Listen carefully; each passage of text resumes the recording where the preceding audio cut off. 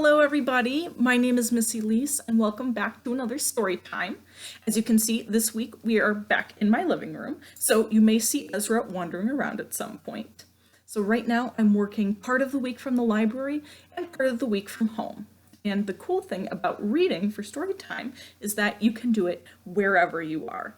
You can just open a book and read just about anywhere, and the simple act of reading can take you everywhere, so long as you let your imagination guide you. So imagination is the theme for the second week of our summer reading program, and it's going by pretty quickly, but you still have time to sign up if you haven't already. All you have to do is log onto the library's website at chillicothepubliclibrary.org and sign up for a Beanstack account so you can start logging your minutes online. And again, today's story time will count toward those minutes. So today we are going to be reading The Box Turtle by Vanessa Roeder.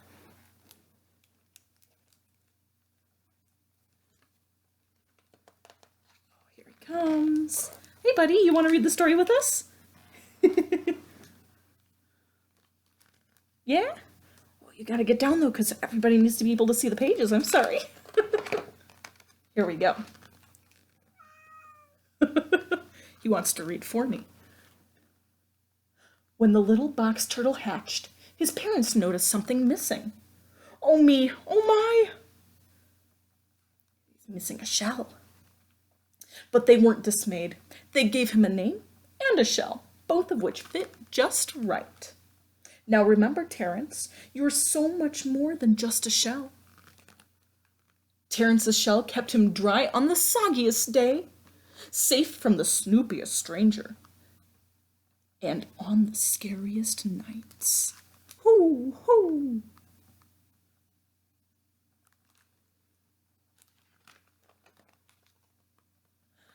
It was big enough to share. Terrence loved his shell. Until one day, your shell is weird. Suddenly, Terrence's shell seemed too boring, too bizarre, and too big for the little box turtle to bear. So he abandoned it to search for something better. Looks like Terrence ran into some bullies. Terrence searched high and low until... Wowee! His new shell looked sleek. Looking all through the neighborhood, and he's found, what is that? What do you put inside of that? Oh, it's a mailman! Eek! But it showed too much cheek. The search continued.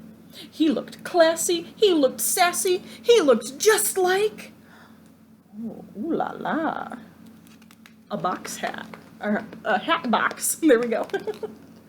Grandma Mildred? He looked for another shell. Oh yeah! And he found it. Perfect polka dotty package.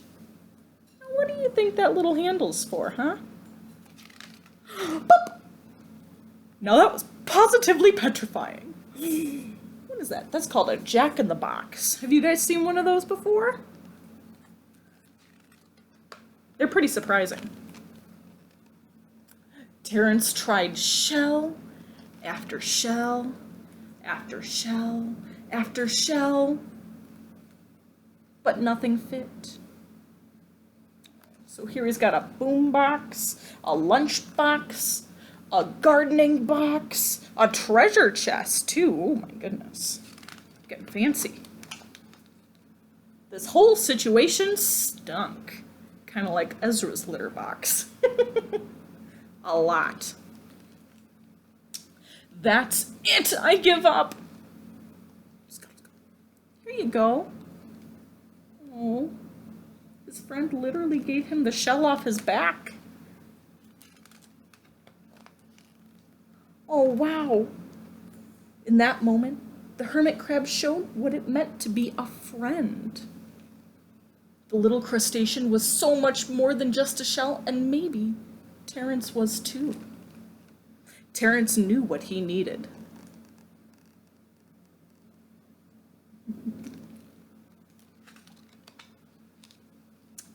But when he found his old shell, oh no, it had changed.